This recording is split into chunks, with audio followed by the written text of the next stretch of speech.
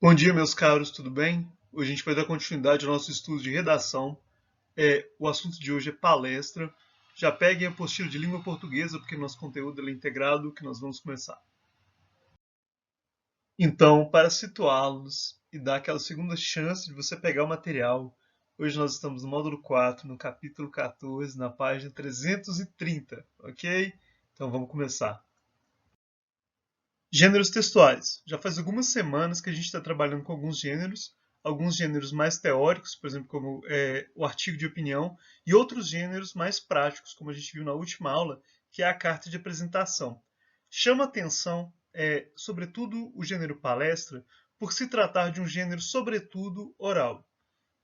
Eu acho muito interessante a proposta do material em abordar palestra, porque, por mais que não seja, às vezes, um gênero voltado a seleções de vestibular, por exemplo, de produção textual comum em sala de aula, por outro lado, é um gênero essencial para que possamos nos comunicar bem em diferentes contextos, sobretudo no contexto escolar e profissional.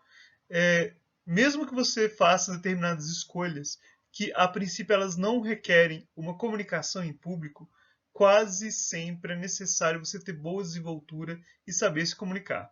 Você pode fazer engenharia espacial, mas quando você fizer uma grande descoberta e tiver que apresentar aspectos importantes do seu trabalho, você vai ter que fazê-lo de alguma maneira que seja expositiva, né? Então, você vai ter que se preparar, vai ter que falar em público, ou seja, tudo isso requer certo preparo que ele é feito mesmo na escola. É, Outro ponto importante sobre gênero textual a esse respeito é a oralidade. Várias vezes colocamos a oralidade em segundo plano, não a valorizamos, porque ela parece algo já pronto, né? Todos nós, em geral, já nos comunicamos razoavelmente bem, né? Então parece que não é necessário, contudo, então um trabalho mais detido sobre maneiras orais de se comunicar. Mas as coisas não funcionam bem assim. Quando a gente precisa colocar em prática determinados conhecimentos linguísticos, mesmo na oralidade, a gente sente, às vezes, determinada necessidade de abordá-los. A palestra, então, é uma maneira boa de nós começarmos a tratar desses gêneros orais. Então, já é uma maneira bacana, eu acho, introdutória, para que comecemos a problematizar certos aspectos comunicativos. Ok?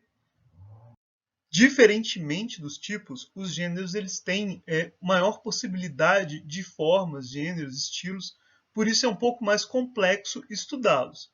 Ainda assim, eu coloquei determinados elementos que eles servem tanto para os gêneros escritos quanto orais, que eles basicamente servem para nos situar em relação a como pensar um texto quando ele nos coloca, quando ele nos é pedido, ok? A princípio, eu gostaria de trabalhar esses três aspectos essenciais, o que eu estou chamando de elementos básicos, que quais são? Tema, forma composicional e estilo. Então, para pensarmos numa palestra, é importantíssimo que nós recorramos a esses aspectos. O tema, ora essa, o tema talvez é o mais simples, é o assunto abordado, ou seja, é aquele aspecto que será debatido ao longo de uma exposição oral. Aliás, chama atenção porque como a palestra ela tem um objetivo claro, às vezes, de informar, ela é um gênero essencialmente expositivo, ok? Forma composicional, que é a estrutura. Veja bem, estamos tratando de uma palestra. Estamos tratando de um gênero que não tem, então, aquela fixidez de parágrafos, como, por exemplo, o texto dissertativo e argumentativo. Você não tem, por exemplo, uma quantidade correta de parágrafos, até porque você tem diferentes demandas de tempo e espaço para que você possa expor um assunto. A gente vai tratar com uma distribuição básica de introdução, desenvolvimento e conclusão, que ela é muito mais lógica e intuitiva do que propriamente algo que é voltado a regras, ok? Forma composicional, então, eu já acabei de começar a abordar esse tópico. Depois do assunto, né, que você escolhe o que você vai dizer na palestra, o que você precisa abordar, você precisa organizar, então, a sua exposição de maneira que ela seja clara, objetiva e que ela caiba no tempo necessário. É importantíssimo você respeitar o tempo, então. Outra coisa, nunca se delongar. Sobretudo nos dias atuais, que a gente vive um período de aceleração do tempo, de atenção dispersa, quanto mais sintético possível, mais você consegue uma comunicação efetiva, ok? O estilo. E aí eu coloquei vocabulário, mas poderia ser também registro, mas é a maneira como você acaba se comunicando numa palestra com alguém. A princípio, é claro que você deve prezar pela correção gramatical. Você vai recorrer a itens cultos e tudo mais. Mas o problema se faz quando você não conhece bem a sua palestra. É preferível você utilizar um registro médio que todos compreendam, todos acompanhem o seu raciocínio, do que pecar pelo excesso. Então, assim, o seu registro ele é ajustável ao seu público. Ele não é bem dado a rigor anteriormente. É claro, se for uma palestra porventura mais culta, mais letrada, é claro que vai ser uma palestra com um vocabulário mais rico.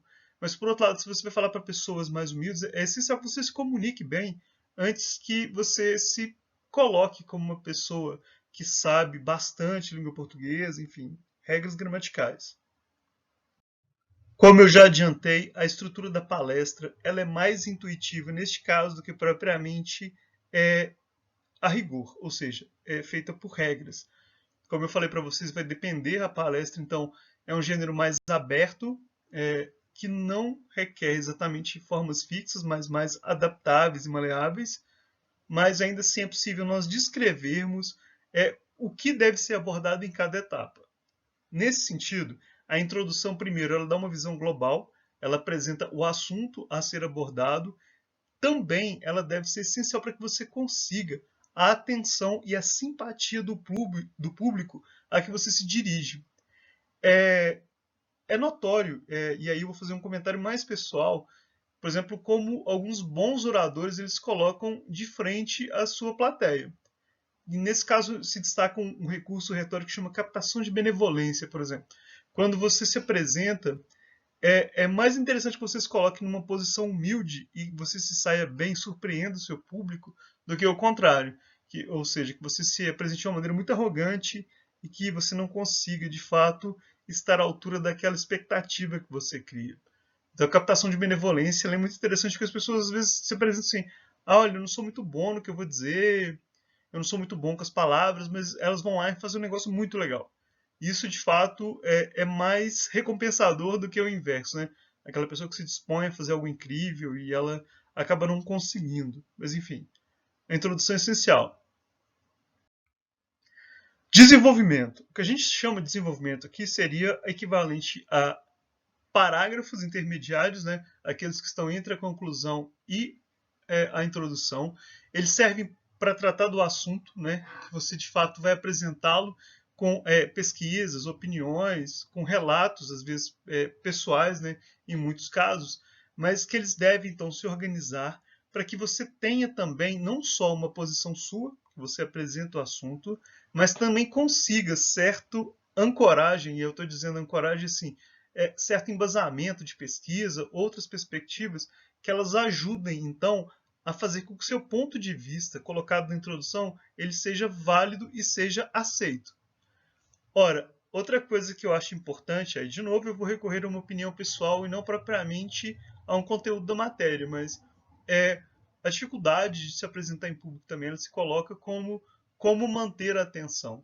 Em muitos casos, recursos como se locomover, por exemplo, sobre o espaço que você fala, destinar perguntas retóricas, ou seja, que elas não serão respondidas, sempre ajuda nessa manutenção de atenção. Ou seja, às vezes você sente que as pessoas elas estão dispersando, você destina uma pergunta, elas voltam. Elas ficam com medo de ser interpeladas a dizer algo em público, elas ficam assustadas, então basta você direcionar uma pergunta que você tem de novo, em geral, a atenção do seu público.